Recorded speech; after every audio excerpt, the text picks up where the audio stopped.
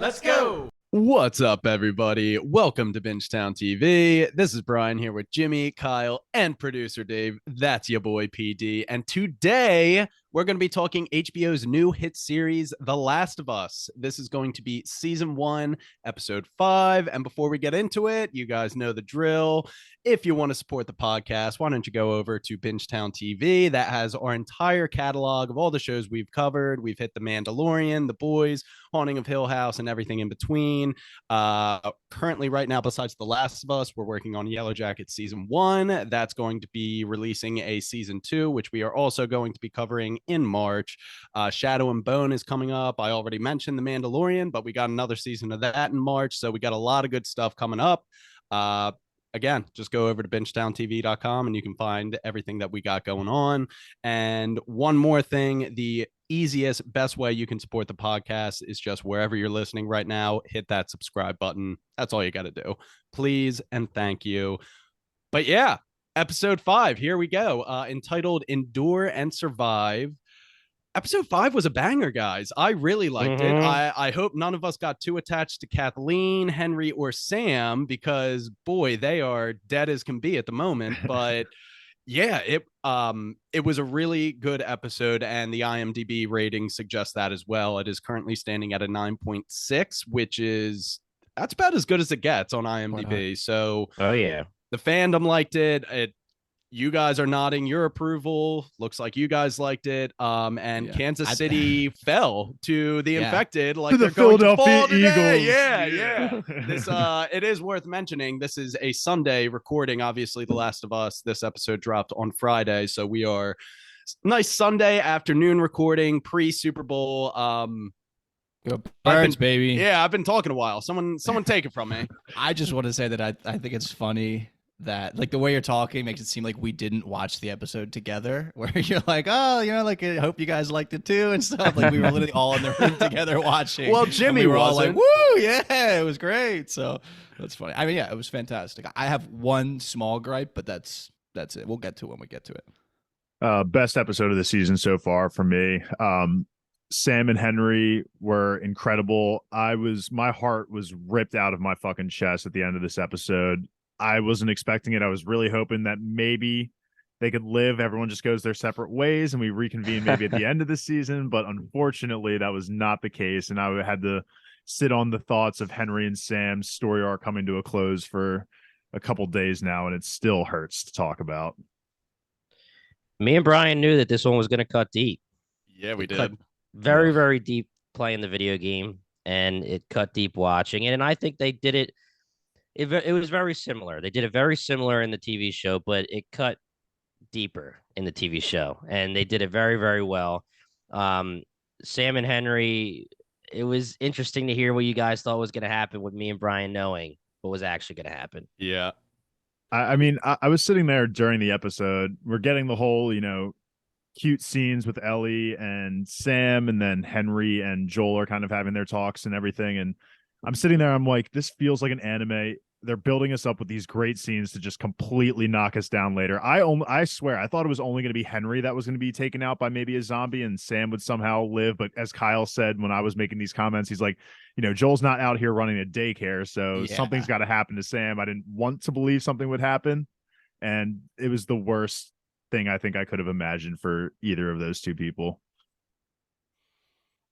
Yeah, and I have to agree with you, Jim. As a video game player, we did know this was coming. It definitely hit home, even though we did know it was coming. And for what it's worth, I think the kind of final scene where it's the murder-suicide, whatever you want to call it, that, again, felt like one of those moments that was just plucked right out of the video game. Even like the aesthetics in the yellow room, it was just like really well done. But, of course, there were some slight differences in the storyline of Henry and Sam, and I'm sure we're going to get into it. But if we have kind of our instant reactions out of the way, let's get into this episode. It can be pretty well defined. The first part is just kind of showing us Henry and Sam, what they were getting into in Kansas City prior to Joel and Ellie crashing through the storefront. So the first scene we get is, I just referred to it as Kansas City's Independence Day from Fedra.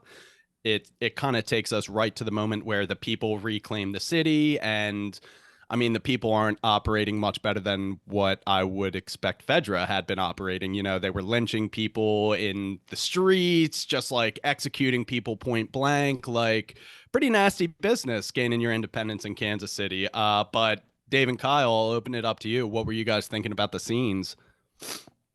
At the time, I mean, you're right. It's kind of not shocking, but it's definitely brutal to watch. But I think they give you context a little bit later on, in that I mean, I don't want to say it's necessarily deserved, but it felt kind of deserved after you learn that like Kansas City's Fedra has like a really notorious reputation for being just like absolutely terrible people. So that kind of and they do it. They weave it throughout the episode of like who's good, who's bad. No one's actually good. Here's the bad things they've done, but they've done them for these reasons. So it's like, okay, you can empathize with all of them, I guess, or maybe sympathize. But it was definitely like brutal to watch. But like as Dave has said before, they've done a really good job of starting these episodes with the flashbacks. So it was like really nice to get that context. Yeah, it was absolute savagery. I mean, you see the one truck dragging the body with like a bunch of knives in its front just through the streets of Kansas City. I mean, it was tough to watch, but I get what they're coming from, especially with what they were saying in the episode that Kansas City had, you know, some of the worst Fedra agents. And so it makes sense that the people would act just as savage back to them. I also think that it was interesting getting the third party of the collaborators here, because I don't know if that will be like a faction or grouping of other Fedra QZ zones, but just having the collaborators who weren't specifically with Fedra, but were, you know, kind of just snitching on things that were going on in the QZ to Fedra. I thought that was an interesting perspective, and especially with a character like Henry, who morally seems like a good person, but then is now placed in this position of what is right, what is wrong. He has to, you know, rat out some of his friends potentially to work with Fedra in order to get it a cure that, you know, they aren't just willingly going to give him. So I thought it was an interesting dynamic of the collaborators in this episode. And correct me if I'm wrong, the Boston QZ, the Fireflies, I mean, this is kind of their ultimate goal, no? I don't know if they maybe have done it as brutally. It feels like, I'm not sure, but it felt like, I mean, this kind of, I wonder if the way they would do it would look any similar, or if it would be maybe a little bit more organized. That's just like a question shouted out into the void, but it just made me think of like the comparison between the two groups. Yeah, to me, I think they're trying to paint the picture that these guys are less kind of organized than the Fireflies. They seem like a national kind of like organized resistance that's fighting Fedra at like I don't know, multiple places. Yeah, multiple places, larger scale, whatever. I think these are just people who like just fed up with it. KC Fedra sucked. Like they were worse than the Fedra that we saw in Boston. At least that's what they're kind of giving to us, telling us. I don't know. So anyway, continuing on with this, Dave, you were talking about the collaborators, which weren't really a concept they explored in the games, as I recall. So the collaborators are kind of for the TV show, but Kathleen is just rounding them up, and we have this nice little monologue where she's talking to the collaborators and is just trying to figure out where Henry is. Where's Henry? Where's Henry? But is kind of like, did it feel good, like turning in your friends so you could get like apples and alcohol? Essentially, like, I feel like this episode did do a pretty good job of giving us, the audience, like an opportunity to rationalize, see where Kathleen is coming from, really. You know, sure. it really did make Henry look bad kind of later on in the episode, where she's like, kids fucking die, bro. Like, world doesn't revolve around Sam, and look at what you caused. Melanie Linsky she was almost a perfect choice, because she is so good at delivering like that, like middle school PTO mom like tone, but like saying insane shit like they're gonna just kill people and like lynch people and like murder them brutally. Like she says brutal words, but like the way that she says them sounds like a middle school mom giving like a lecture to her like toddler. It's just like that. The dynamic is very interesting. She feels worse almost saying it that way than if she was like, if it was like a guy who was like, if it was like Perry, who's like a soldier saying it, it would feel less like, not creepy, as my desk again floats away. It feels maybe creepier the way that she says it. So it hits harder. It's like Professor Umbridge, man. Oh my God. So the one collaborator finally does break and it's just like, listen, I heard that he was meeting up with Edelstein. I don't know where, but it's somewhere still in the city. And then she kind of walks out, has the information. The guy Perry, is that the bearded guy's name? Yeah. He's like, are we actually giving these people a trial? She's like, what the fuck do you think? These people are not getting a trial. We are going to kill these bastards. And then she just orders everybody to go door to door. And Perry's knee jerk reaction is what Kyle was bringing up, or I think we were all talking about it last episode. Like, this is not the best time to allocate those kinds of resources just for a singular person manhunt. Like, he's like, come on, this is a very spiteful revenge trek that you're going on. We don't need to do this. But, you know, we're starting to see who Kathleen is as a person and where her priorities lie. The line was interesting where it was like, he's not my 7th priority, Perry. Is he yours? And he kind of says no. And I guess, like, you do learn later on that they all have a kind of a reason to dislike Henry. But it is interesting that, it seems like they do have bigger fish to fry than just one guy. I guess technically 2 if you want to count Sam, but Sam barely counts. Right.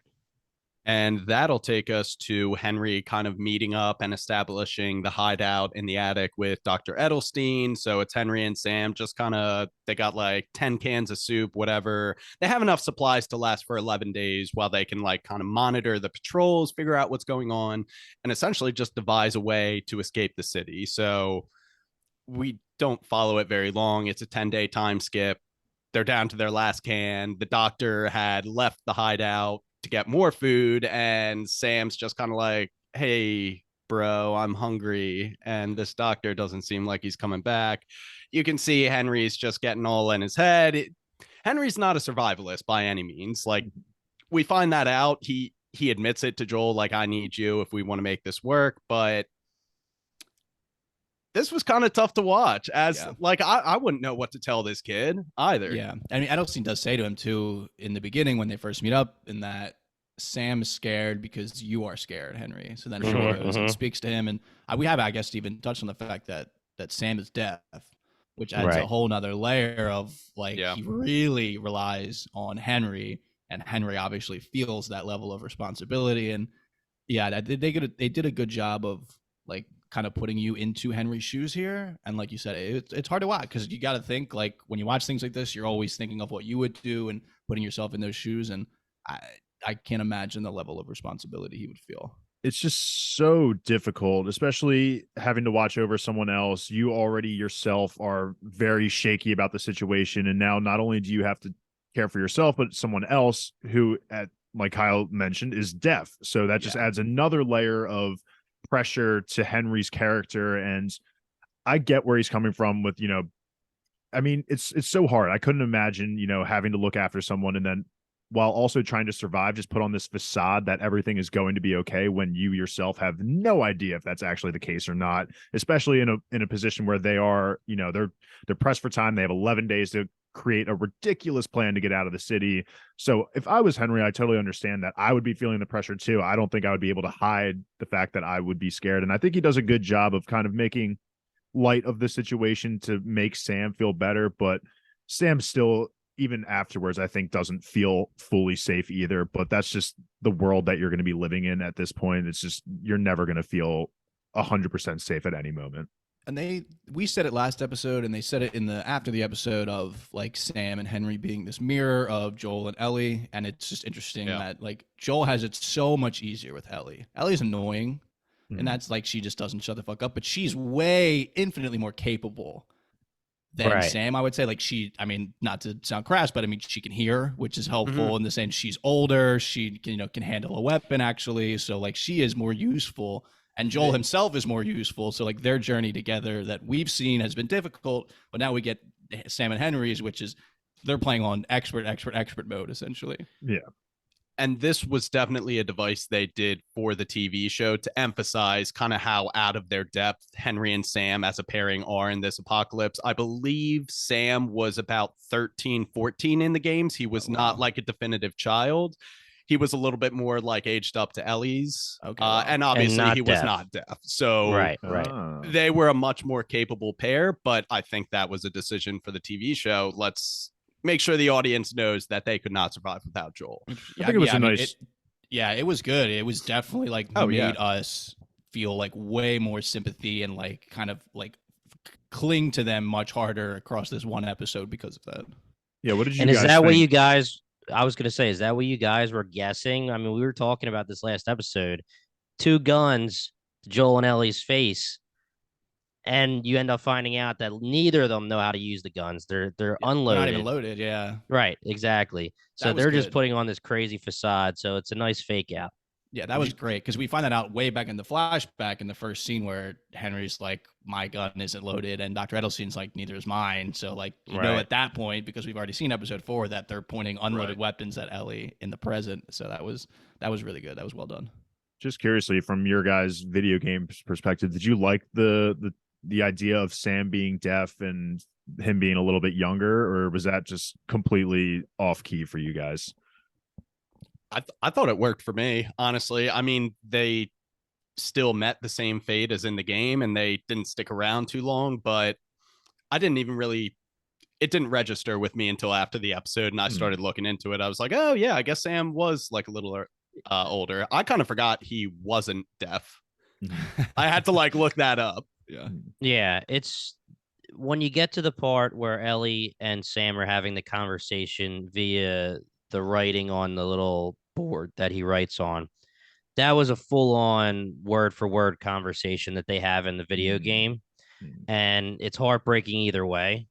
And the fact that I'm watching this and you're sitting there knowing what he's supposed to say because of the video game, but watching him write it and then turning it around to Ellie, I think it was really, really good for the TV show as a transition from the game to the TV show. And I also think that, like Brian and was saying, it's just the fact that you have Henry and Sam, you make Sam younger, you make him deaf.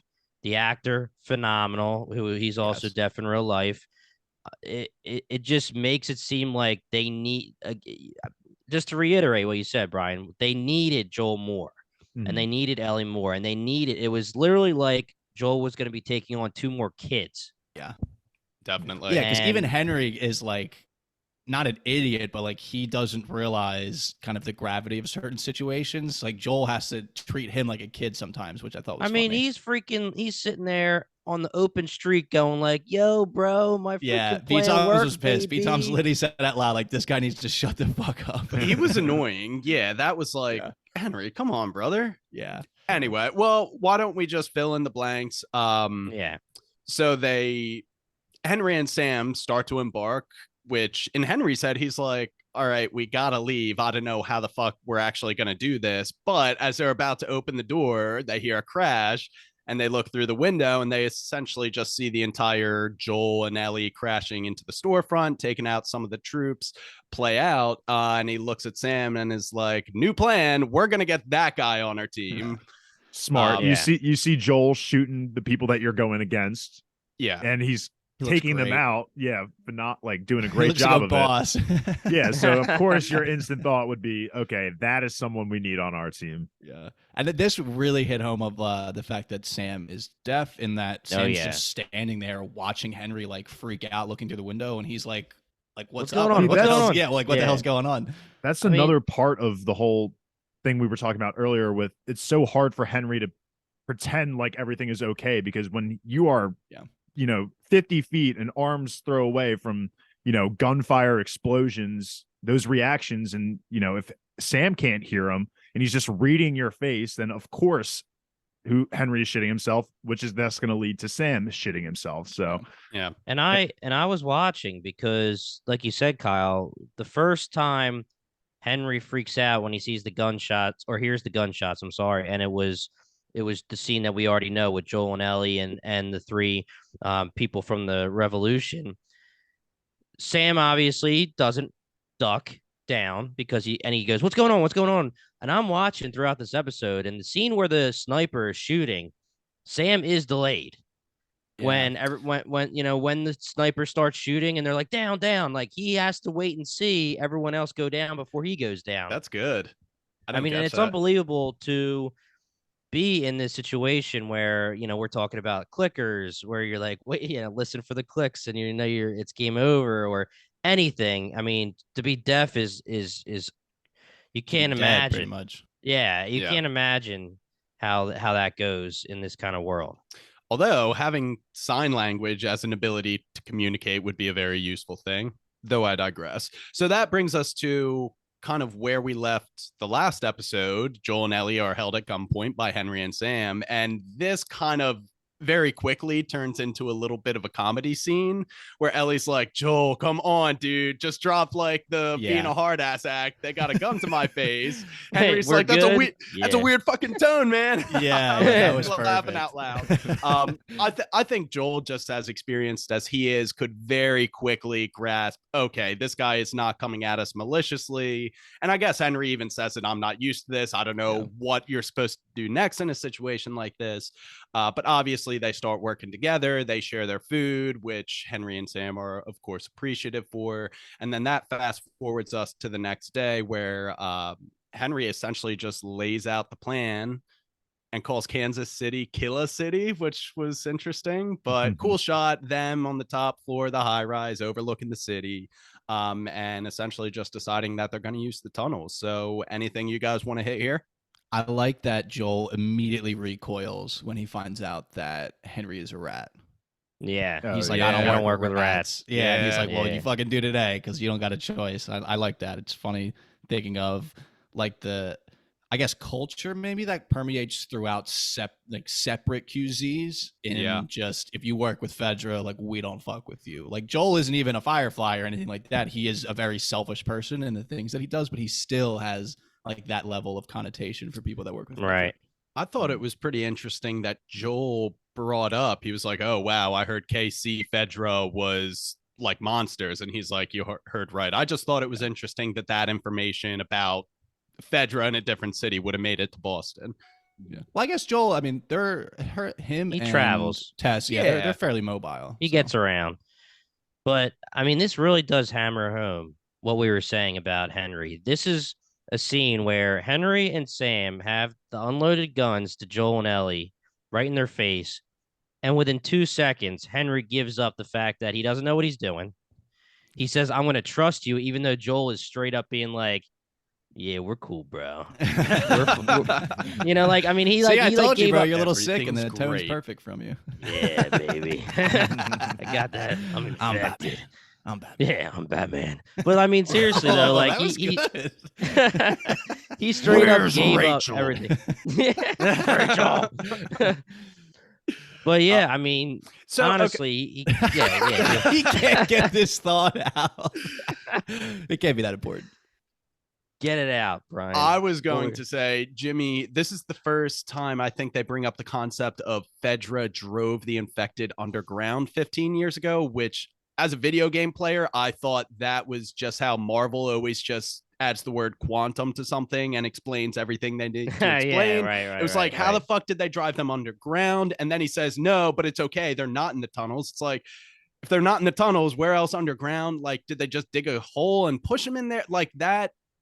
I thought that was lazy writing. They needed to give us a little bit more about how that happened, but they just gave it to us and left it there. They do say that it's like word of like someone else's word. Like he says that the Fedra agent that he worked with said it, so he's like hearing it through like kind of through the grapevine, and it can get distorted a little bit. And I guess the way he says it, that they drove them underground like 15 years ago, and then 3 years ago they went and cleared the tunnels Cleared it out. Yeah. Yeah. So I mean, Well, either way, it just seems it is tough to say, we drove them underground because there's no there's no way the infected aren't coming forward. You're literally like you have to get like shields and really like fill up with all your troops, push them down, and push them. But yeah, they're not cattle. You can't just like I just didn't think it made a Walking whole lot Dead of sense. zombies. You could do that much easier. Oh with. yeah, right. Mhm. Yeah, you And- can herd them motherfuckers.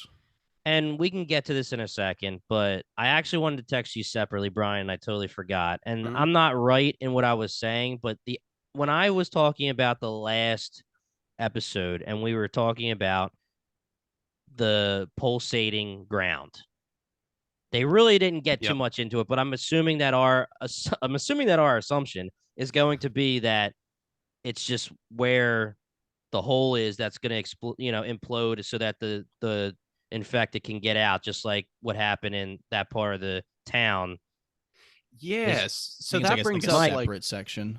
Because my guess, my only guess, because I said it to you on the pod, Brian, I was like, I don't know what this could be. It's not in the game. My only guess is it's a bloater. Now, funnily enough, a bloater comes out Hmm. and he's the big Yeah. dog that comes out, but that's not right. Like that was just like because I was saying like, what is there a bloater like laying under the ground that's just like breathing because he's so big? It's like like a sleeping Yeah. dragon. But Pulse. no, I mean it really, to me, it made it seem like, I don't think this is great as like giving an answer, because I don't think they did give an answer, but it just seemed like it's where the infected are, and at any time it can implode and they can come out just like it did in the town. Yeah. But it's Now that you're yeah. saying that, it does feel a little bit too disconnected of like they showed us that scene of like the ground breathing where it was like, hey, they're underground. And then they tell us they're underground, but then we go way far away from where we originally saw it and it actually happens. That the disconnect in the distance does feel weird. It would have made it feel a little more sense if it happened right there in that spot and then it messed up. And I joked, I said, like, are we going to get an answer? And you guys are like, if we don't get an answer, that's ridiculous, which is, I mean, it is at this point. It does seem like if you said you have a strife and it's not that, Kyle, I'm excited to hear what you're going to say. But that was my thing. I just wanted to know what the deal is with that because, yeah, go ahead, Dave. No, I was just, I feel like I'm always playing devil's advocate. I'm on your guys' side. I think that this was, if anything, my biggest complaint of the episode was not getting the explanation of how the crater was operating and how we were able to get so far away from the town and still have all those clickers underground. But the only thing I could think of is if they were like just they funneled the clickers down there and maybe they started throwing people who were bitten and stuff, like they started throwing them down there. So there was just like a miles of stretch of just clickers underground, and not like they were just connected through the town and the city itself. Again, that still just doesn't feel like great writing because they didn't vividly explain that to us. Like, we talked about that too in person at the episode, and it just would be so asinine to throw people down there who have been bit rather than just killing them. Yeah, burn them. Like you would just kill those people first of all. But I get also, I mean, I don't know, they're kind of crazy, obviously, the infected. So like if they're underground, do they like make their own tunnels almost where they're just running around down there and like was growths are happening? And we talked, I guess episode 2, we see that like it like has the actual connections of like fungus growing through the ground and stuff. And it still is, I agree with you that it literally happens in the suburbs when we saw the original like breathing ground was obviously in the middle of the city. So that geographical disconnect is definitely like a little bit jarring. Mm-hmm. Yeah, for me, they just didn't give us enough about the mechanics of it. And they also emphasized that Kansas City seemed to be the only, like, that's the only thing Fedra did right here is they drove them underground. So I don't think other people took this approach. All that is to say, I don't think we're going to see this again. I think they're probably just going to leave it here. That was the answer. That was what they were going with it. And so a little bit lame, but like Jimmy has said, this wasn't in the video game. So this kind of was just filler stuff that they put in. So there is visually it looked great. We'll get to obviously talk about visually phenomenal. And and honestly, to be completely honest, if you don't even show me that, because we said that the pulsating ground was going to be something where Perry says, Kathleen, we have to take care of this. And then she's going to go after Henry instead. And that's her first priority. And then, the 7th priority is the pulsating ground because she doesn't want to scare the people and blah, blah, blah. And then we were joking that it was probably going to turn into, oh, she made the wrong decision and shit's going to hit the fan. Well, you don't even need to show us that pulsating ground. You can literally just have Henry say to Joel, man, they put the freaking clickers infected underground, and then just have it be a part with the cool visual where the ground implodes and they come running up. I don't see why it didn't have any kind of narrative effect on Kathleen. So why show it in that way? Yeah. Except for the fact that she just got killed right there. But it did have a narrative effect. She's kind of skipping these bigger deals for like this personal vendetta thing. But I agree that they could have maybe done it in a different way. Like when she even says to Perry earlier on, it's obviously in a flashback of, is he's your 7th priority ? Blah, blah, blah, blah. And it kind of, they could have had a conversation about like how they know that there's infected underground and things like that, and like that will come up eventually, something like that, without showing us like this specific spot. So like the idea is planted in our head, and then it comes to fruition at the end of the episode. Maybe they thought it was too obvious. I don't know. I was not this upset until we started like discussing it at length. So like when I just watched the episode, I was like, wow, this looks awesome. So I'm not really. No, it's not that big of a deal. The episode was amazing. We're just doing our due diligence as a podcast. That's it. True that. So let's continue on here. They do make it to the tunnels. You know, Ellie and Joel wield their guns, and Henry has a party once they step one step into the tunnels, start screaming, "My plan worked. It's so perfect. Shut up, dude." But yeah, what did you guys think of the tunnels? In the games, I was a little disappointed they didn't encounter any infected down there, because as I recall, there kind of sporadically were, and I think that just would have been pretty cool. But obviously, for the purposes of the show, the big thing was kind of this classroom aesthetic, and it just kind of shows how different people chose to deal with or survive the outbreak. These ones made a community underground, and I thought it was really cool. This was actually, so he said that they cleared them out of the tunnels. And it made it seem like Fedra cleared them out of the tunnels. This was like this seemed like a school for Fedra kids, because they have like the drawing on the wall that's 2 Fedra agents, and it says like "our heroes" or whatever. So that's what it made it like. They might have initially put them on the ground, and then like, because Fedra, I guess, was corrupt and they wanted to do things for themselves, and they cleared some out so that they could have like schools and things down there, like so that their family would be away from the danger.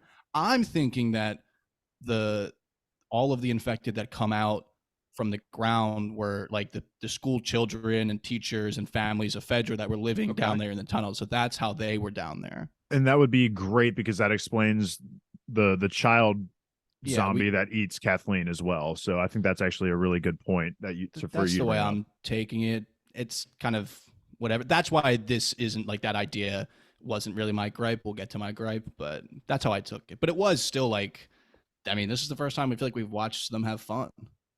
Oh, it was a nice like kind of oasis, and this was of all the BS. And this was the moment for me where I was like, one of these, Henry or Sam, is totally dead, because Ellie and Sam are getting along with the comic books. They're playing soccer. They're having a blast, and Joel and Henry are also connecting on a small level, because this is where Henry kind of lays out everything that he is exactly. He's a collaborator, but it was a little bit more complicated that because Sam had leukemia, and so he did everything in his power. He had heard rumors of, I guess, this drug or pill that he could provide Sam that would kind of cure it. But in order to do that, he would need to kill the resistance leader in, spoiler alert, Kathleen's brother. Rat on him. Yeah. Which would lead to him dying. Yeah. And the one thing Henry says, too, is that he was the kind of man that you want to follow. Like, unlike Kathleen, who they've already showed us is very flawed, the guy that he turned in was like a very righteous leader, someone who inspired hope and stuff. Yeah, and Henry respected him as well. You can see... We were waiting for them to reveal his name to be James, Jimmy, because Kathleen, like, his name was James, and it was James and Kathleen, and then you and Kathleen. We were so awesome. Ready for it, and it obviously didn't happen. But chances of that would have been so small. They missed that, but that would have been amazing. But this was just it was hard to hear. It was hard to listen to, because Henry clearly had to pick between his brother and a good friend of his, and he chose his brother, which I would never be able to make that decision in a million years, nor do I hope that I ever have to make a decision like that.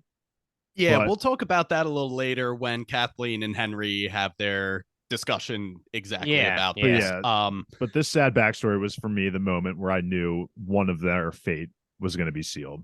It was honestly a little bit of an immersion break for me, just because, like, so it's 2003 when the outbreak happens. And so throughout the outbreak happening and however many people we've lost, between then and now, we've somehow creted this miracle cancer drug, essentially, cures Sam of leukemia, which like felt to me of like, how the fuck did we, I mean, I guess maybe it was an offspring of trying to create a vaccine or a cure to actually being infected. But that just like was something I was thinking about, of like, how the fuck did they discover that while the whole world went to shit 20 years ago? I took it as it was leftover medicinal supplies from before the outbreak. That's why it was such a hot commodity. Okay, fair. Unless I explicitly said that, which would be fucking crazy. No, yeah, because I guess I wasn't when I was. But either way, 2003, I was 7 years old. I guess I wasn't hip at 7 to what kind of the leukemia drugs were at the time. Right. I didn't even know we had that back then. Well, before we move on, I do want to bring up a couple of things. The first thing would be the picture that was drawn, the cartoon, and you Mhm. guys are bringing up the Fedra agents. So they're actually not Fedra agents, but you're not going to get this at all from the TV show. Now, this is if you only played the game, and this is actually only if you played the game and did the Easter eggs to find like the notes throughout the game. You learn this through notes. Yep. I'm not going to give the full deal, but they take the exact picture from the game, and you see that it says our protectors, and one's named Ish and one's named Danny or Dan, I think it said. And basically, the deal is that Ish was a someone that could protect the people. They go underground. Him and Danny are the protectors. They decide that they're going to be the ones protect the kids and the families. And I don't want to go any further, but basically Yep. they're the protectors. And then what happens is one day, one random time, someone leaves the door open, a clicker gets in, and it freaking infects everyone, and the whole thing blows up. So it's actually two guys. They're not Fedra agents. They're just their protectors. They're the two guys that protected. And they actually, I believe, Ish, and this is again, I haven't played the game in a long time. I believe Ish and his romantic interest escape, but the romantic interest, her name was Susan. Her kids were there. They got infected. They got out with some kids, so that those are like their adoptive children. The two protectors got split up. They assume one of them died, and it's just this the note is being written, and Joel is picking up the notes as I guess Ish is writing them. Yep. Throughout the game in Pittsburgh. Interesting. Because Okay. the game is in Pittsburgh, not Kansas City. Mhm. So they just changed a couple other things. But also, I thought it was another surreal thing where you're going down into the tunnels and they have this whole setup because it's in the game as well. They changed a 100%. couple things, but it's just amazing to see. Like the because you walk through it, you're picking up the notes. That's how you start to find out the story. It's just another one of those things where it's like a one giant Easter egg. That was amazing. The Savage Starlight comics that they were reading, I Yes. assume those were in the game as well. They are also collectibles in the game in Yep. Pittsburgh. Yep. So that kind of does it for the tunnel scene. Oh, Last and this room. is Oh, go this ahead. is where we get the name of the title, though. The name of the title of the episode is Yes. Endure and Survive. Yeah. Ellie and Sam are having a moment over the comic books, and where they're kind of quoting some of the lines from the comic book, and the big one is "Endure and survive." I love how And I- later and I- Joel's just like a little redundant, isn't it? Yeah, Yeah, they both make fun of it. And Yeah. I also want to bring up the fact that you see Joel look over at Ellie and Sam, and you could see, like, again, we're getting the trajectory and the transition into the fondness that he has for her. And you see him looking over at the both of them having fun and laughing, and then he turns to Henry and he says, "Listen, man, I shouldn't have said that. If you're trying to protect your brother, I understand." That's like another layer. And then the fact that Henry comes back at him and he's like, "That might not be your daughter, but I know you're a dad." Mhm. That's just more Yep. some good shit, Yeah. for Joel's character. I was also happy that Sam was Henry's brother and not his son, because I guess it makes. I mean, you could argue, I guess it's an angle that makes it a little like less emotional for you, because it's like, okay, a brother, not a son. What happens at the end? Even though obviously killing your brother would also be difficult, but also because as we've talked about, having children in this world is wildly irresponsible. Obviously, Yeah. Sam was born after the outbreak, so I was glad that my boy Henry wasn't out here doing Didn't that make that reckless, decision. making that reckless of a decision while His having fucking a kid. parents were. Well, yeah, of course they were. Yeah. All right. So are we good with the classroom scene?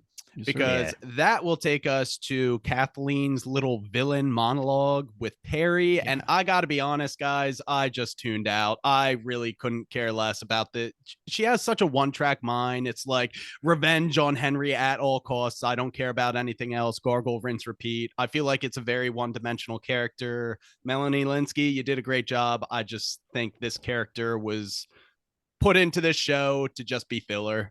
Yeah. I really liked the line, or what Perry says to her, in that, like, we all looked up to Michael, correct? Right? James. Michael. James. Yeah. James Michael James. Yeah, we all looked up to James Michael James, but like James Michael, isn't that a guy? he didn't really change. George anything. Michael. George Michael, He's a Yes. singer. There you go. Yeah. But, like, he was a nice guy. Everyone loved him, but he didn't change shit. You Yeah. did that. You are the reason why everything has changed. So like, we will follow you. So that kind of hints at, like, when we were talking the last episode of like, she's a little incompetent, like maybe she's not the best leader. Like, I mean, she got the shit done. Like, the reason why there's no Fedra is because of Right. her. Well, no, But For the better or for aftermath- worse.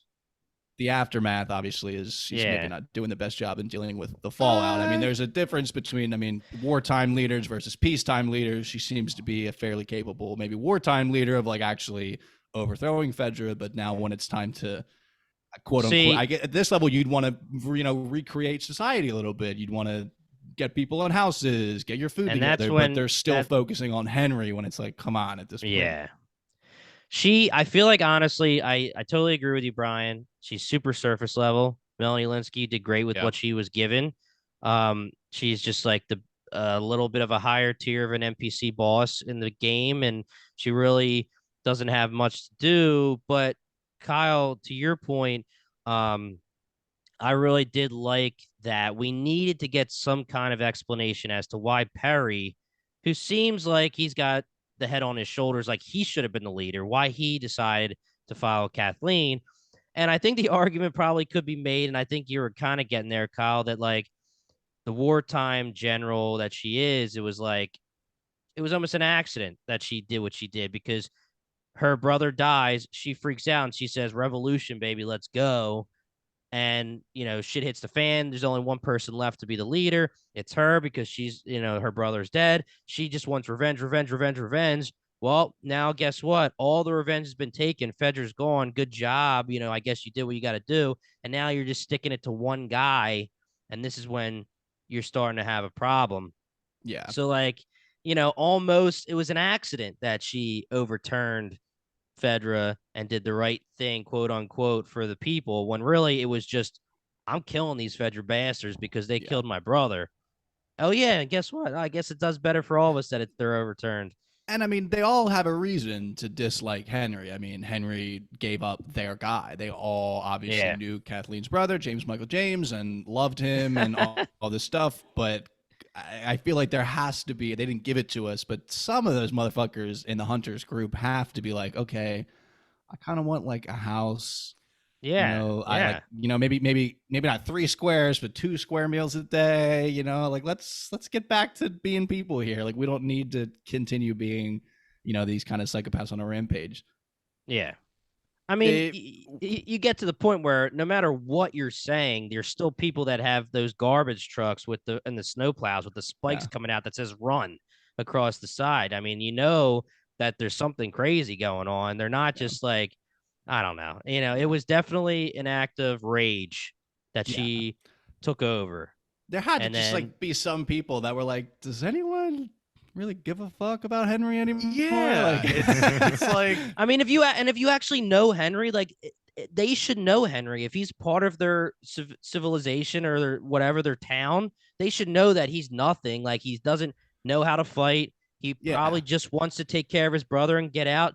Yeah, maybe you want to get some revenge, but if you got rid of Fedra and you only have Henry left to deal with, let him go hide and probably die by an infected anyway, and you guys live your life. I mean, Perry says literally that. He's like, your brother would never have wanted you to go this far, but she pretty much just counters that by saying, I'm not my brother. This is just like, this is how I want to do things, which... Yeah, just unfortunately, Melanie Linsky got this character. I think she still crushed it as its role as it was presented to her. I have such a huge crush on her from this now and Yellow Jackets. Like, I just gush over her nowadays. For sure. You like powerful women? Yeah, I guess so. Yeah, she crushes it in Yellow Jackets, and she absolutely is a woman in power here in Last of Us, and I just love her. Who sounds It's like funny. a PTO mom. Yeah. Dude, She it adds does. such a great angle to the character. It's not, I don't know if it's creepy or eerie. I'm not really sure the right word for it, but All it's the above. unsettling the way that she delivers the things that she's saying. Mhm. And it's funny how different people will see her from different things. Like, I talked to my dad on the phone. I'm like, yo, did you watch The Last of Us? Did you watch episode 4? Did you see your girl from Yellow Jackets? He's like, yo, that's my girl from 2.5 Men. That's Rose. Yeah. I was Right, like, I was like, oh yeah, okay. That's good. She's getting work. Good. She deserves it. Yeah. All right. So anything else on No. Kathleen. I was about to say Melanie, but Kathleen, no, we're good. So that will bring us to kind of the end game of this episode where they emerge from the tunnels and are now in suburban Kansas City, kind of the outskirts. Yay, hip hip hooray. They're like skipping along the streets, and then sniper Joel's shot like, rains relax, out. bro. Joel is like, relax, bro. Oh, so many things that B-Toms was upset like me that, about was, Henry. I was just gonna say V-Toms was like that. I was just like, shut up, bro. Yell when you get Yeah. across the bridge. And then when you get across the bridge, also don't yell because they're still Yeah, fucking right? infected. Just Yeah. don't yell. Yeah. You should never be yelling. Mm. If you want to I do a don't little know. quiet dance, you do a little quiet dance, but you don't need to be yelling. Yeah, brush it off your shoulders. I Whatever. guess Yeah. he hasn't talked out loud in like 10 days, I guess. So he's kind of Probably, getting his I fix guess, because he's only been speaking to Sam. He hasn't seen Dr. Edelstein. Well, so good. He's been had plenty of signing. practice. Yeah. This fucking guy. I'm getting heated talking about him. When This I went is- into this recording, I liked Henry. Now? You're just gassing your Henry. you're causing Yeah, your yeah, own yeah. fuel. You're to the getting fire. yourself worked up over it. But No, yeah, kidding. so let's talk about this sniper standoff. Again, this wasn't such a 1-for-1 from the video game. I believe when you're going through this part of the game, it's like in the afternoon, so the sun is shining, if I recall. I don't know, but you guys were saying it as we were watching. Oh my gosh, this is just absolute video game material yeah. now, just like creeping through the cars and stuff. But yes, they find cover. Joel has a nice moment with Ellie where she's like, no, don't leave us. He's like, do you trust me? You're gonna be fine. You're in charge, because Henry and Sam are definitely not in charge. Yeah. Henry sneaks- tries to run, and he's like, Joel's like, "What are you doing?" Again. Back Yeah, here." dude, seriously. He started to an run. idiot. He started to run, and I was like, "This is the moment. This is the moment that Henry's just going to kick the bucket, and Sam's going to be left alone, and I'm going to just hate myself." But it wasn't, thankfully. I guess I would have He- been. I don't- I probably would have been more thankful if he got shot right there than with the ending Yeah. that he got at the end of the episode. When Probably. he ran and didn't get shot, and then Joel keeps peeking and doesn't get shot, and I was like, "This guy sucks." And then even Yeah. Joel's like, "This guy's not gonna hit shit. Like as long Yep. as you stay here, like you'll be fine." And then That- we obviously get the reveal that it's just some old guy who's not even wearing glasses, so it's at night. There's Right. no way this guy can see that well. I'm glad that they were able to explain that, because as we were watching, I was like, this guy is literally, he's getting some open shots and he's not hitting them. But once we get the reveal of who it is, it makes He sense was that he in the wouldn't be able to. vicinity, like he's getting he can see, I guess, like a blob moving in space, and I Yeah. guess not to sound Yeah. ageist, but like there's no way this was the right guy for the job. he Like, was a stormtrooper in training. They never hit the Yeah. target. Yeah. yeah, exactly. It was Um, wild that they posted. I mean, and again, it could just be that's the way it went, but it's just funny to think about like Kathleen picking him, like because we've said she's made some questionable decisions of sending that guy out there to be the sniper at Who night. knows? Seems Well, a That could have little been bit like his a bad house. idea. That Oh, could have true. been his house, and he could have just Yeah. conveniently been there, and Kathleen could have rung him up and been like, "Yo, you're already here. Hold him down for as long as you can." But that's a guess. We don't know. So this happens pretty quick. Joel sneaks around and has the confrontation with this old guy. And Luke, as we were watching this, because Joel isn't going to just execute him, he gives him a second, like, put the gun down, just stay here for the next hour, and you're good to go. And then he looks at his eyes and he's like, please don't do it, dude. And That the was- guy Do it, man. swings, and Luke just says out loud, wow. The fact that they included Joel like having that moment of like, just don't do it, dude. I've killed so many people. It's something this show just does so very well. Just those small little lines. His tone there was so heartbreaking, because he is so sick of all this killing. He just wants to live in Wyoming with Tommy and just have nothing to do with anything else. And you could really hear it, and it did break my heart to hear him say that. And then especially when the guy just doubles down on the gun, turns, and then Joel has to do it. It's like, God, even though Ellie's kind of trying to bring Joel back to his old self slowly, it just feels like all these interactions are just not helping that cause. Yeah. Joel's still just a broken man, and he's just sick of everything that's going on. I love the unstated confidence in him being like, please don't do it. Cause like it's a Yeah. foregone conclusion in Joel's mind that like Yeah. he's obviously gonna get the better of him and kill him. So it's like, just don't make me do this. Mhm. Yep. And that's just the duality of Joel. He is capable of being ruthless, but he doesn't want to be. Yeah. Right. And that's our character. So he is forced to execute the old man. And then through the walkie, he starts hearing Kathleen saying, hey, old guy, just keep him down a little longer. We're almost there. At which point Joel just immediately starts screaming, run, run, run. Yeah. And this might have been the worst part of the episode. They see these trucks coming from like a half mile away. They could have just dipped off the street. Yeah. Anywhere but the street, but they go right to the middle of the street, run along the street, and like it just didn't work for me. But video game logic. Video game logic. It's the whatever. big truck chasing you down. You just got to run in the street. You can't go off the side. It's out of bounds. What I do love is this forces Joel to be the angel sniper from above, and just Joel taking care of business for the next like 15 minutes is great, but he nails the shot on the driver, causes them to crash into the building. Luke was great watching this episode. He was on the edge of his seat like, oh, I'm so glad he hit that shot, man. That he was killing awesome. it. Joel, this is. I won't give Luke that much props, but he was missing some of the shots though. He got that, and then when it was like all hell broke loose, Joel was fucking bring him up, knock him down. He was the savior.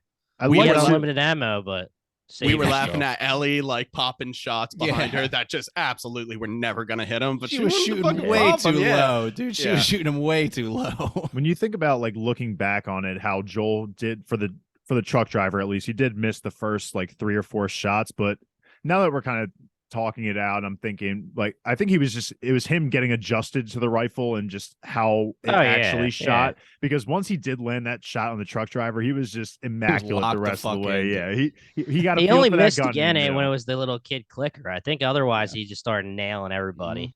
He's about that life. He's a beast. All right. So to kind of just progress with the events, Kathleen and her troops kind of surround the area. Henry, Sam, and Ellie are just hunkered down behind a car. And Kathleen's like, I know you can hear me. You're in the area. Just like turn yourself in and make it easier for yourself. And Henry kind of does. And it's just like, at least let the kids go. And Kathleen's like, sorry, bro, they're going to have to die too. That's the way the world goes. But this is kind of where Kathleen lays it down, finally gets this face to face where she's just like, listen, man, maybe Sam was supposed to die. Like kids die all the fucking time. This is what happens when you fuck with fate.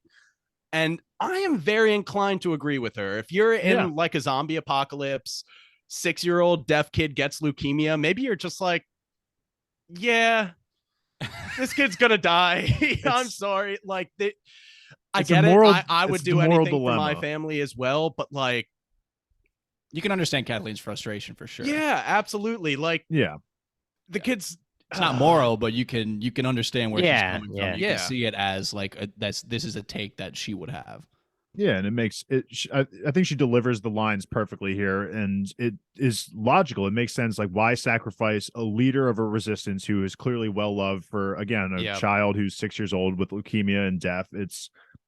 You can't make those decisions. I mean, if Alice in Borderland taught me that, is like you just can't weigh one life against another. It's impossible to do. Everyone has their own standards and morals, but I totally understand where Kathleen was coming from.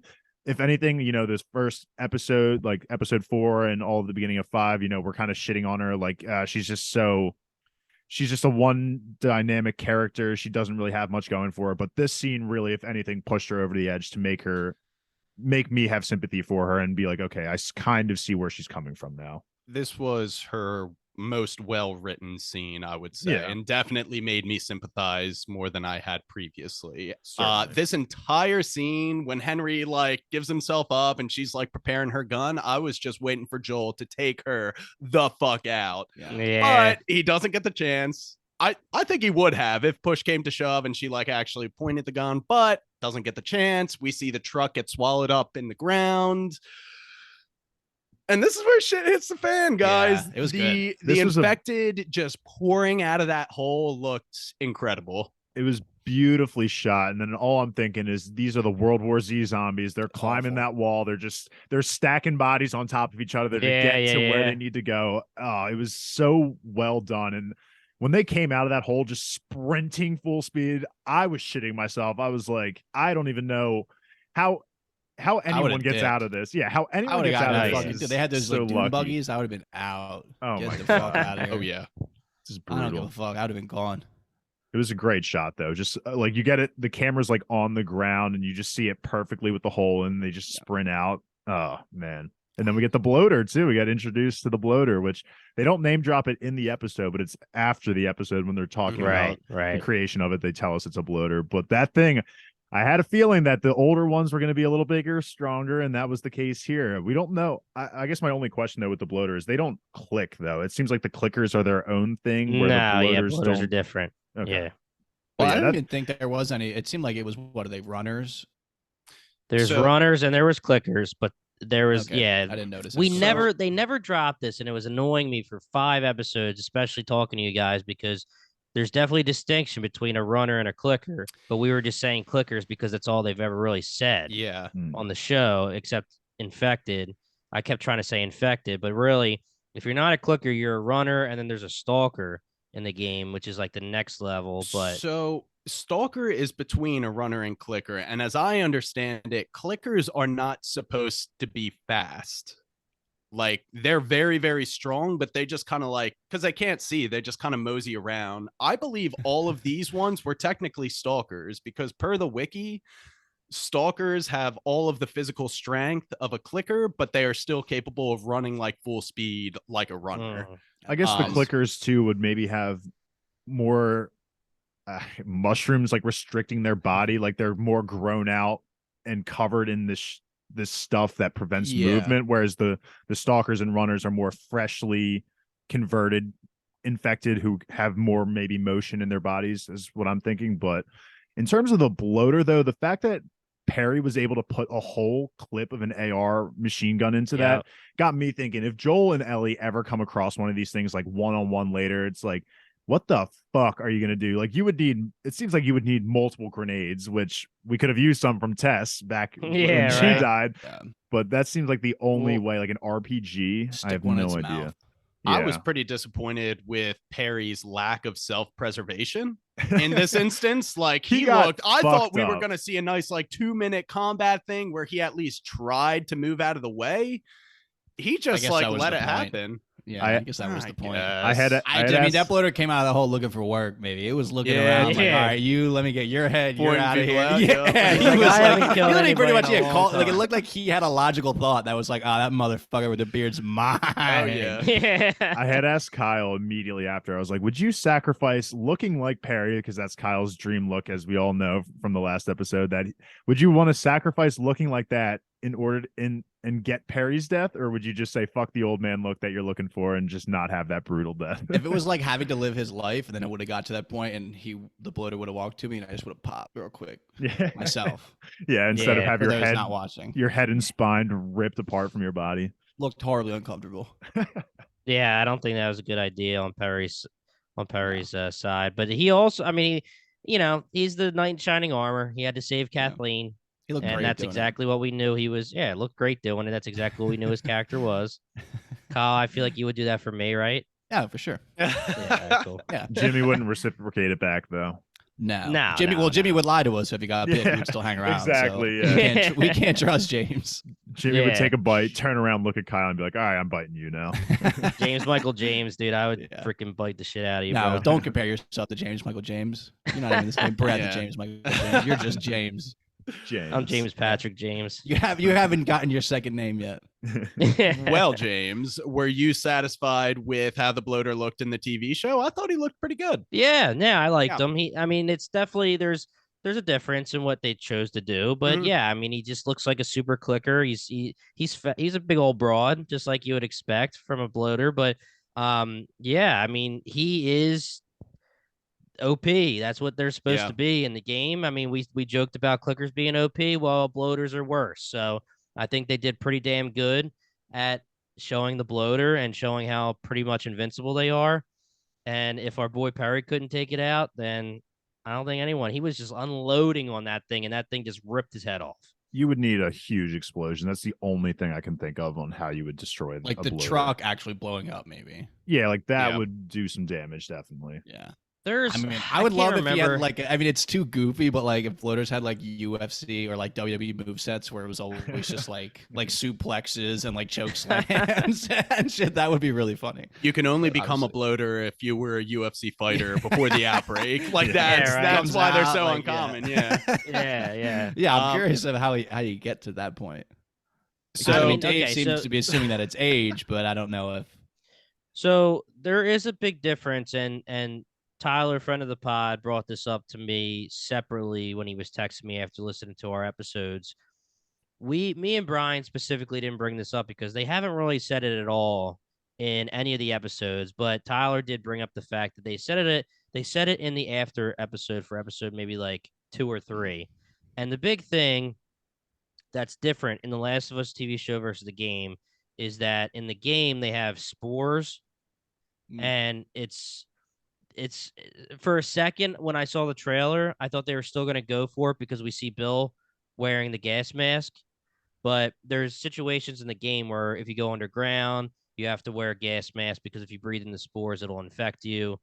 I think And they provided an instance of in the game where you would have the gas mask, and that would have been that episode 1. I said the dude became one with the wall. That would have been in the games. You would have been masking up. masks on. Yeah. Yes. So They literally go like masks on when they see something coming up that could be where spores are. And the bloaters literally are so OP that they are like exploding pieces of them and their spores coming out. That's not fair. Yeah, There that was. is I can't even- ridiculous. Yeah, and I We can't got even WWE remember. movesets, and they're just a walking nuke essentially. Yeah, I mean that's Mhm. what they're bloating from, like the spores are like puffing them up and shit. Yeah. And I can't remember how you kill them in the game. I think it's more like hit this button, hit that button after you do some damage, and It also somehow you seem- get them. But really, it's like when you see one, it's like oh Jesus, okay. It seems This like is a maybe dog. the backside would be a weakness because we've seen with the clickers too that there is some reserve of the human parts, at least in the backside. Like we could see the back That of ass? some of the humans, some of the ass too, but They have maybe the beehole. I wonder if they backside. have Bloated beeholes. ass. Yeah, They have beeholes. They have access back there. yeah. I think that's where the spores come from. Oh, How are they okay. secreting? Yeah. The questions that we need answered. Yeah, true. I guess speaking of that, that's slightly similar. So obviously the chaos is going on. This is after Perry has been his head has been separated from his body, and Henry and Sam are underneath the car, and Ellie goes Yeah. and saves them. And I like Joel's expression. He's like, "Fuck!" Like he knew she was gonna go Yeah. save him and not Yeah. just preserve herself, but she was just stabbing them in the neck, and I thought that was odd. Yeah. that, like Yeah, we've she only didn't go been for the doing brain. headshot stuff, and it just felt like an easy thing to just have her do, but it felt like very obvious that she didn't do the heads, which is that's not my gripe, but I just something that I thought about as I watched the scene. So Jimmy, that looked like a nailed on 1-for-1 when you're It shivving does and look like what they do, and if you successfully stealth a clicker from behind, there's like an animation that you just Okay. go through where you I shiv them in the think- neck. I get I it, Dom think Dom. that the brain thing is more like Walking Dead rules. I don't know if they ever established that specifically. Like when she kills the one infected that's stuck under the rubble, she does stab it right in the brain. Yeah. And we do assume that you would headshot when you're shooting an infected, whether it's a clicker or runner or whatever. So I feel like that's just like an established overall thing in all Yeah. zombie apocalypse that you should brain them. But I guess, in the I'll brain game, you. when Yeah, I was gonna say I'll we're brain gonna you. brain the zombies. you're Okay. gonna brain them up. So, but I mean, Might if guess you be braining at City Hall tonight. Woo! so yeah, I mean, in the game, if you go up behind the clicker, especially the clicker or a runner infected, whatever, you do shiv them in the neck. So yeah, I mean, I guess they're staying true to the game, but it does. I actually thought that too, Kyle. When I was seeing it, I was like, why wouldn't you just do it to the head? Like, why? Yeah. But That's I just know something that exactly what popped you're out. saying. Yeah. I mean, good looks for our girl Ellie, though. She is definitely coming into her own. She's kind of adding I to do her wanna- body I do- count at this point in time. I want to rewind because I forgot to say this, and it's just hilarious to me. When we go back to the tunnels, when Joel says, "Get your gun out," Ellie's Yeah. like, Oh "Hell yeah, yeah." she smiles. Yeah, She like she looks was- at she she was looks at lit. Sam and she's like, "Yeah, I got a gun, bro." Like she's like, That was cracks good. me up. But I mean, And then she alright, just so Dave and wastes Kyle- all of the bullets, so it's Yeah, like, she just Yeah. unloading the clip on the I mean, fair freaking enough, but- snowplow. yeah. But I mean, all right, we're here. Kyle, Dave, did you assume one of them got bitten during the Yes. scene? Like, Oh, yeah. I mean, yeah. I I mean, think you I have to. I think I audibly said it so everyone in the room could hear, but I was like, Yeah, "There's no way one of them didn't get bitten." It's not the exact same treatment as Tess, but like Sam wasn't as willing to hide it, but Yep. it was. I knew they were so close; they were literally grabbing at legs. There was no way one of them didn't get bit, and I thought for a second though, because they do run away, like they do seem to walk, like they get up pretty quickly and they're running. Like it doesn't look like any of them are injured. So there was like a brief period in time where I was like, okay, I think they got out safe, because there is a decent amount of airtime between that moment and when we get revealed that Sam did get bit. So there was a point where I was like, okay, maybe they did get away safe. Sam ain't got enough power in them little legs to fight off, because they were grabbing and getting after them, and it's like he's only 8. He can't generate enough to get them actually off of him. So he's just like because I remember thinking like, why, like they clearly went under the car, and it was like, why the fuck would you go under the car? Like I guess in the moment, obviously it's easy for me to sit on the couch on a Friday night, smoking a little something, drinking a little something, being like, what idiots? Why would you go underneath the car? But like it felt like, yo, come on. Yeah, you're just cornering yourself there. Yeah. Well, I mean, Ellie jets into the car, which seemed like a nice little extra level, but obviously she gets chased out of there by a little guy, which I thought when we were watching, I was like, she could totally take that thing. But it's a clicker. It was supposed to be a clicker. They say that in the after show. And she would have caught it in the throat and just slammed it into the ground. Open it into its those head clickers, dude. But I mean, they had a man. There's that infected throat going. But they had a gymnast be the actress, and I mean, she's freaking all awesome. Contortionist. It was really, really cool. It was good. And staying along with our young girl clicker, kind of Henry, Sam, Ellie get away. They kind of make it to the outskirts of the town. Joel rendezvous with them. They're like, all right, we're all here. Let's head to the bridge. Not so fast. Kathleen confronts them, holds Henry at gunpoint. I'm just like groaning to myself, like, seriously, this is still your priority? Yeah. Does the zombie apocalypse look like my priority number 7 to you? Yeah, right. Okay, Kathleen, have your moment. Our little girl clicker just takes her out. Joel's like, all right, cool. Let's get out of here. Yeah. They skedaddle across the bridge, and that brings us to the apartment scene. That is my gripe, is Kathleen's death was just, it's stupid, and I guess it's supposed to be stupid in a way because she has been stupid. But like, I think there's a way to like where it's like, when you get like a sudden death in a show and it's like, holy fuck, like when it like if it just starts to happen suddenly. And obviously Red Wedding is like the ultimate example of like a surprise, just like very like blunt, like, okay, the death happened. Hers felt like silly versus like anything. It was very anticlimactic for the buildup that we got of her. It's for her to be right there at what her goal is, and then to just turn around and have a clicker. And again, I mean, it could be the point. It goes along with the fact that she was way too one-track minded. She could have probably easily escaped. She said she'd hit a UB to go get revenge, and it was just like the way it happened was kind of like, what a fucking shit end of that character. Yeah. Also, at that point, you've already said all you need to say. Once you shoot on sight, don't like stop them and be like, ha ha ha, now I get to continue my monologue. It's like, honestly, poorly written death for a poorly written character, in my opinion. Yeah, it wasn't for me. Maybe if she like, I don't know, I feel like maybe if her and Perry had like a better ending, whatever, it doesn't matter. I'm not the one in the room. But let's get into this horrible fucking scene. I hate this.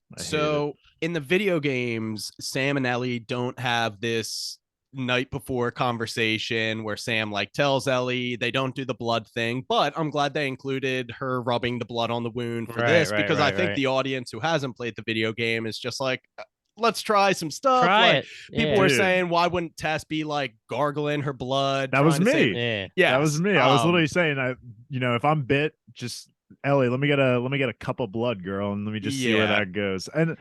And this is what I guess is also part of why the scene was so hard to watch overall, is because they give the audience a slight hope, a sliver of hope that Sam will make it out of this by Ellie realizing that maybe if she rubs her blood onto the infected spot, that maybe there's a chance of saving Sam.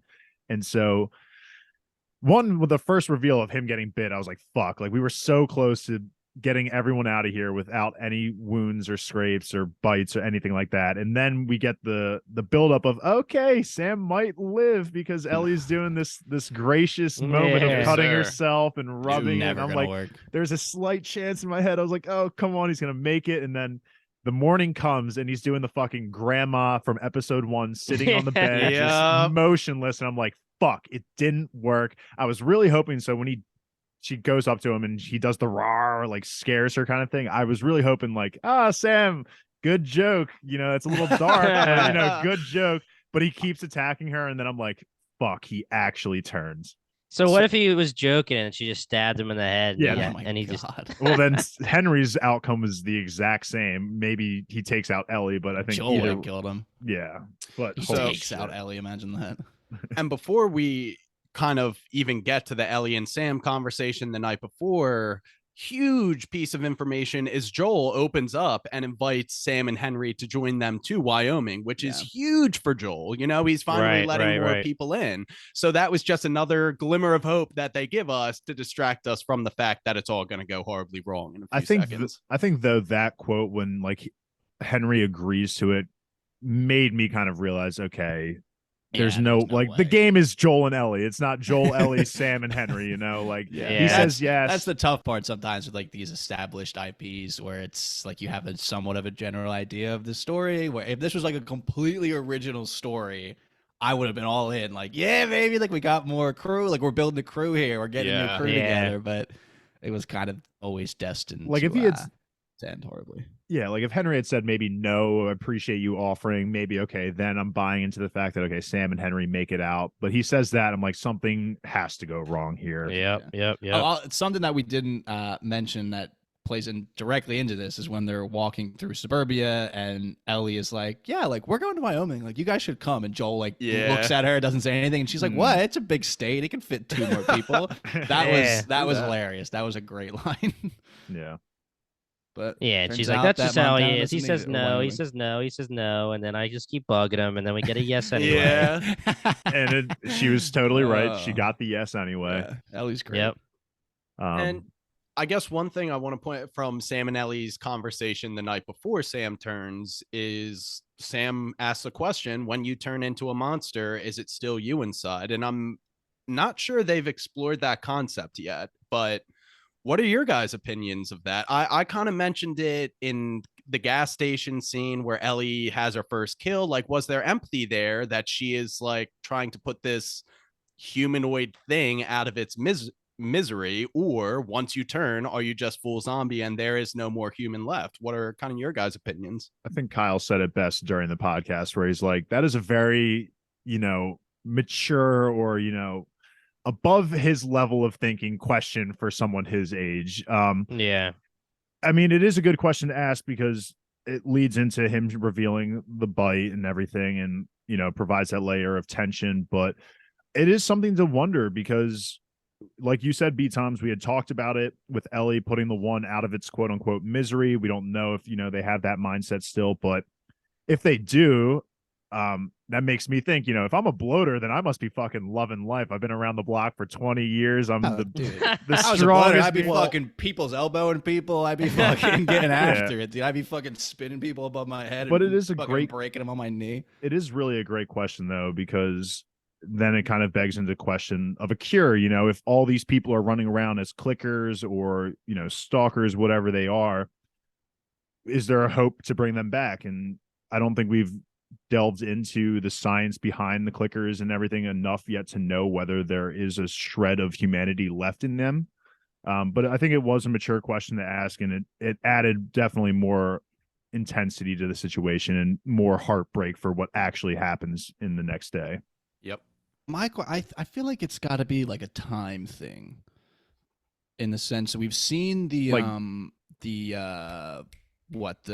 graphic poster in episode 2 it was where it's like foot is 12 to 24 hours, hip general neck is like area, 6 and then like head is like minutes or whatever. I feel like I guess because I've seen so much cordyceps content just like in my I guess like For You page, even like the real life like nature documentaries of how it infects insects in real life and whether it's like a brain thing or it's muscles. And I guess if it's muscles in the beginning, then like your brain thought is still somewhat intact. And I guess after time, you kind of lose your sense of self. But it had only been, I guess, maybe like 6-ish hours for him. So he might have still had some level of sense of self, and it's kind of his body's just doing it. But I feel like after like a day or two or more that you don't realize who you are anymore. I think that's where I'm at too. Getting after. Yeah.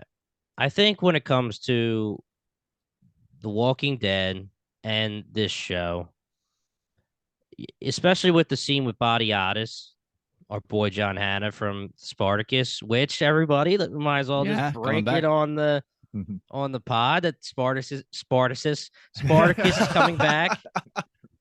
They are gonna do another spinoff, which is phenomenal. We did cover that as one of our first shows ever on the podcast. Yeah. It was freaking so fun. A great one. Which means we're going to be covering it again on the podcast. We're going to have to finish the other 2 seasons first, and then our girl Athena, if you're out there still listening, we haven't forgotten about you. The Redditor.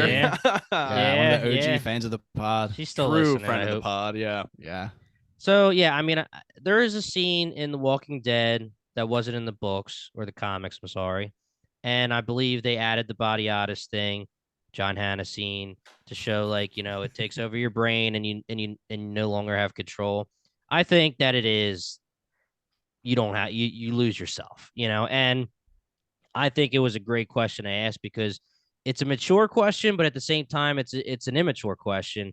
You know, when you're an 8-year-old, you're sitting there and you know you're going to change. You're living in this world. You know what's going to happen. You've been bit, and you're saying like, am I still going to be in there, or am I just going to turn into a monster? You know, so that was just really, and Dave, like you said, the tension just went from like here to freaking here. And, you know, anyone listening, I put that hand above my head. That was off the screen right there. That was off the screen. But I mean, and also, Kyle, to your point, this is what I want to ask you guys a question. Oh yeah, bring it on. Is this an L for Ellie? Because this hasn't been established. We talked about it in episode 1. But if you're Ellie and you find out he's bit in the leg at his ankle, do you automatically go tell Joel and chop his leg off? This is what I was saying when we were watching. I was like, just chop that motherfucker off. Yeah. Just or you gotta do it. Did you just sentence him to his fate because you just decided to go to bed? Or I'm not willing to go as far as to say it's an Ellie L and that she like let this happen to him. I feel like it was great that she, and they say it in the after the episode of it's her trying to be this hero that she's being told that she can be, of like her blood is special and like that. And I think that was kind of the idea of it, but I agree 100%. And again, of me sitting on the couch, maybe smoked a little something, drank a little something, and I was like, "Oh, dude, just chop it the fuck off. What are we doing?" Yeah, right. And this is your friend. Like you obviously bonded with this kid majorly, and he says like, "Can you keep a secret?" And he says, "You know, will you stay up with me?" So I mean, she's sticking with his wishes. But if I'm a 14-year-old, I'd be like, yo, we got to get the adults, bro. We got to go get the adults. You just been bitten in the leg. I'm telling Joel, they can decide what to do. This is not my decision. There's a lot to go into here. One, they don't have a Misty from Yellow Jackets who is just willingly going to take an axe to someone's leg and cut it off. One, because if you put that pressure even on any of the adults, like who are you going to ask? Like Henry to cut his leg off, and then he's going to have to hear the shrill cries of his kid. It would be Joel doing the cutting. But then, you have to listen. Joel to is doing it. Yeah, dude, Brad Pitt. Don't even think twice. No. I could tell you exactly how this would go. Henry would say, "It's my brother. I have to do it," and then he wouldn't be able to do it, so Joel would do it. Yeah, but probably. Yeah, but and I'm sorry for cutting you off, Dave. But all I was going to say is it's almost like Ellie saved Joel and Henry for making a crazy decision like that, a painful decision to decide, all right, we're going to try to keep Sam alive. We're going to chop his freaking leg off. And now he's an 8-year-old who's deaf and is missing part of his leg. You know, it's just one of those things where it's like, are you sentencing him to like a torturous, like living for the rest of his life? Or, you know, so it's tough. It's really tough. The one thing that I was thinking too in regards to all this is that sure, Ellie could just immediately tell the adults like, hey, we got to do something about this. But Ellie has seen Joel's reaction to people getting bit. Joel literally was willing to kill Ellie on the spot, even after 10 days of her being bit and not showing signs of being infected. Like Joel was still willing to go the lengths to just kill her right there. So I think maybe Ellie was thinking that if she had told the adults, specifically Joel, that Joel would show no mercy and just immediately kill him and she had developed such a friendship with him that she was willing to try cutting herself, sharing the blood to just and stay awake with him to just confirm if that was going to be enough or not.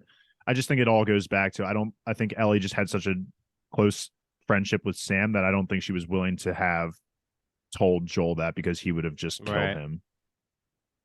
Yeah, tough scene. Yeah, tough scene. Yeah, it's tough. Around. I mean, every decision in that would be tough. Yeah, and I will say that you had said that she saved Joel and Henry from making that tough choice of amputating the leg, but I mean, he does get forced into potentially tougher choice of putting a fucking bullet in his head, which and then I guess he doesn't really think that much about. He kind of just the shot. I mean, he had also said like he's never killed anybody. He's never really shot a gun, and it was point blank right there. He headshot while they're scrambling. I was like, all right, this motherfucker's cold-blooded. And I mean, when you think about it too, like, sure, we could cut the leg off, but how are you going to prevent the bleeding?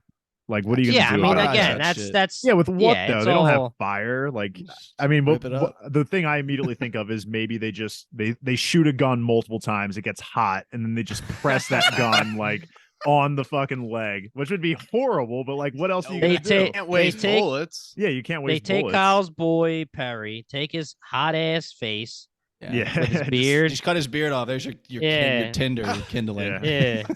It would smell terrible. Yeah. Oh Jesus. That crusty ass beard. But mine. There's plenty of fire out on the battlefield from earlier. Yeah. Anyway. Yeah. I think this scene, they did a really good job of like showing Sammy tackle her out into the main living room area. Henry crushed it. Henry crushed it with his reactions, man. I felt everything that he was going through with just his facial expressions, the stuttering, just how the look on his face. I felt like I was right in the room with them with how good he was acting in this scene here. So, I mean, you see an infected, your knee-jerk reaction if you have a gun in your hand is to just put a bullet in its head. He does. Well, he actually he waits a second. He does because Joel is about to kill Joel's feet. Yeah, Joel's about to shoot him, but Henry's trying to, I guess, wait it out to see if Sam actually is trying to hurt her or bite her or something. But he does make that a realization that he is infected. So, yeah, I just thought it was great acting. He does the act, and then it's like reality hits in the next 5 seconds, and him just trying to calculate and justify what he did, and he just can't compute what just happened, and he makes the decision. I have chills right now. I have chills. Like, that was such a hard scene to watch.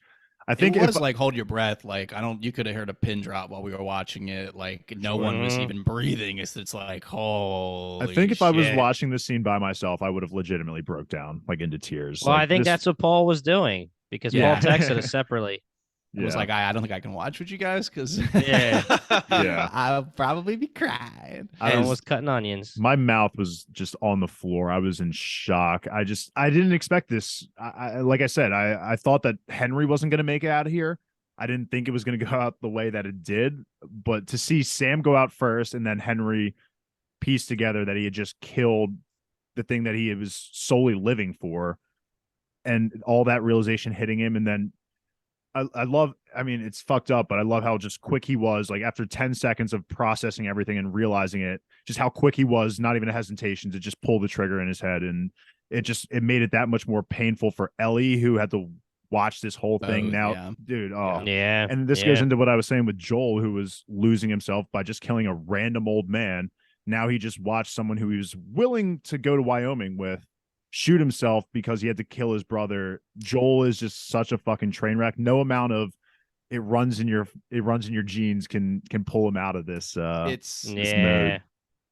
It's weird because I was just like, oh, poor Ellie, because at this point it's just another drop in the bucket for Joel. Like this is a regular Tuesday for him. He sees this shit all the time. But I mean, again, this wasn't as much of a developing the Joel and Ellie relationship episode as like the last one maybe was for them, but trauma bonding. I mean, it's trauma two bonding. people just having to deal with witnessing this. That's in the after episode they said, and again, the idea of the mirror that Sam and Henry are to Joel and Ellie, of Joel like never having, or not never having, but forcing himself essentially to not have this type of connection with anyone since Sarah, because he doesn't even have it with Tess technically. I mean, he's it seems that like Right. Tess says at the end of episode 2, like, you know, I never asked you to meet me halfway or whatever. Like, he always obviously kept her at some level of a distance away from him, and he's seeing what could potentially happen. And this is the words of Craig, our boy, saying like he's watching what can happen to him when you get to that level of having someone that you care about this much in this world.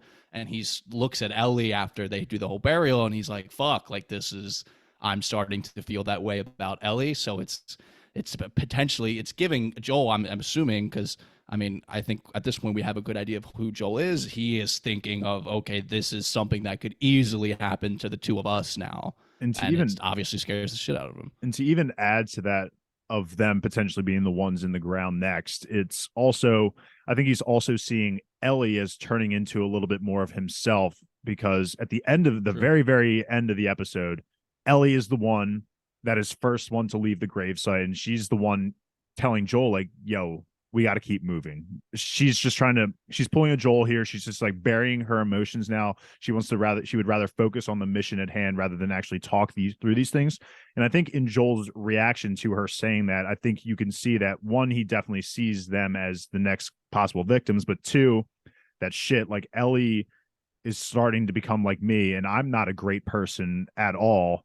He definitely doesn't view himself as someone who's, you know, a great human. So I think he doesn't want, one, he wants to now protect Ellie even more, but two, also prevent her from following in his footsteps of just being a ruthless, cold-blooded, like, killer kind of thing.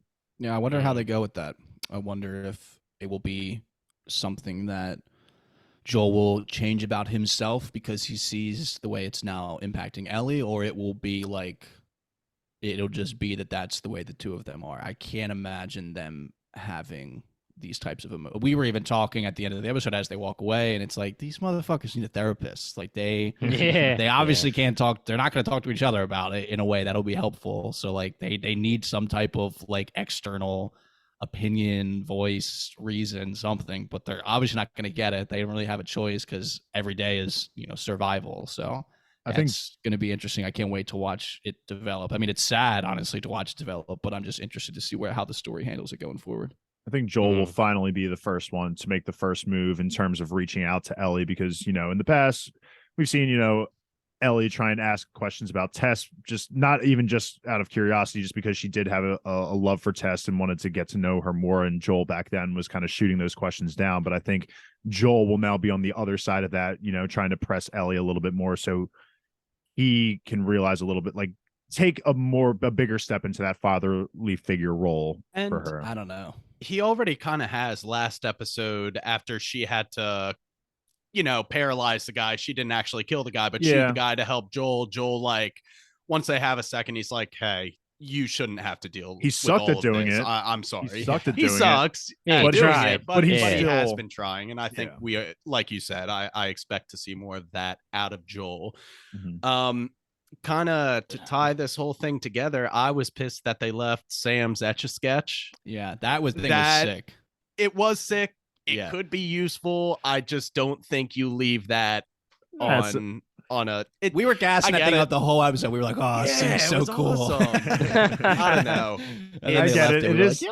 It is helpful, but also it is in memoriam for little Sam. Like, that was his toy, and for sure, that was the identity. But also it's a survival of the fittest. Yeah. So whatever, they left it for Sam. I'm fine with it. But that is our episode. Like Kyle said, he looks at the burial ground and is just left to think, this is going to be us. Inevitably, like, this will happen to me and Ellie. And they're off. But I'm debating whether or not this was my favorite of the first 5 episodes. I think it's either 1 or 2 behind the pilot. Really strong episode, though, in my opinion. Oh, yeah. It was absolutely fantastic. I would say 3 is still like a personal favorite of mine. I think even thinking like of outside like the context of the show, like obviously we love plot progression and we love watching the action scenes, but 3 just has like an individual episode of television, I think. Like I had said on that recording, I think it's going to be tough for any episode to pass that episode for me, but I think this is definitely my at least second favorite episode. It was really, really good. Yeah, I said at the beginning, I'm still sticking with it. This was my personal favorite episode. We get a lot of great emotional moments between Sam and Henry, Joel and Ellie, as well as a great twist in the end with a lot of action with clickers included. So I thought this was, for me, I couldn't have asked for much more in a Last of Us episode. All I know going forward is that I refuse to attach myself to any characters that we get introduced to from here on out, because right. I can't go through that Should have ever learned again. that by now, baby. I should have, but like I really had hope for Sam and Henry because they were a little bit younger. They got you. Yeah, but the showrunners are like, nah, we're just gonna. They got you. Doesn't matter age or what your background is, you're fucked no matter what. Yeah. So I'm definitely not going to be attaching myself to many characters going forward. I only am focusing on Joel and Ellie. I think that episode 5 was what everyone was hoping for after episode 3. And I point. agree with you, Kyle. I think that episode 3 is my favorite. I was just it just sucked me in for an hour and 20 minutes, an hour and 30 minutes, like a full movie. I was just entranced. Yeah. So I really, really, really enjoyed episode 3. I would say that this is probably the second or third, and they're all so close. But I do think that a lot of people were disappointed with episode 4 because you got that really side. I don't want to say side quest, but like Bill and Frank's It was a setup all, episode. Yeah, it was a setup episode. It had its own story within a story. Phenomenal what it was, but it wasn't pushing Joel and Ellie's story too much. There wasn't too much when it comes to the infected. Brian, yourself, you're like, yo, we haven't really seen any clickers or infected. So I had Justin, friend of the pod, who just had a little baby girl. Give that little shout out. Congrats to Justin, our number one fan, I would argue. Yeah, Justin. We love you, the Justin. homie. Congratulations. But yeah. So he was saying himself too, like, I really thought episode 4 was gonna be more of like a banger action one, just because we had 3 come out in the way it did. But we had 4 set us up for the big number 5, and we're out of Kansas City. We're gonna be moving on. We have 4 more episodes left, so let's yeah. It sucks that they're on baby. foot. It sucks that they're on foot. They were ready to go after episode 3. We had a truck, we had supplies, we had a fucking nice pun book. Too, we were nice killing it. Yeah. And now we have no pun book. We have no truck. We have very scant supplies. No etch a sketch. Yeah. No we have etch a a rifle sketch. though. Yeah. We do have a rifle. That was funny that Alex, when we were watching it, and she was like, "This is such a video game. We're like, we just upgraded our gun. Like, we have our backpack. Like, we're doing a little bit good now." That is a good gun to have in the game. I will say that much right now. But I feel like we've all been able to give our lasting thoughts on the episode. So that's going to do it for episode 5 coverage of The Last of Us. Before I get into the actual spiel, I'm just going to say, go Birds. Yeah, it's gonna be funny because this will drop after the game, so it's obviously the Eagles are going to win, but on the slight chance that they don't, it'll be funny that I'm now in the video. Just let's go Birds, baby. Kansas City is a piece of shit in The Last of Us. Kansas City is a piece of shit in the real world until Monday. Then yes, then I can continue to be indifferent about Kansas City. Let's be honest. Yep. Kansas City, it's certainly on the map. There. Yep. Exists. That's gonna do it. The Last of Us episode 5. It was a banger. As always, if you like what you heard, give Bingetown TV a follow on Twitter and Instagram. Visit us on bingetowntv.com and subscribe to our show on Spotify, YouTube, the Apple Podcasts app, or wherever else you may be finding your podcasts.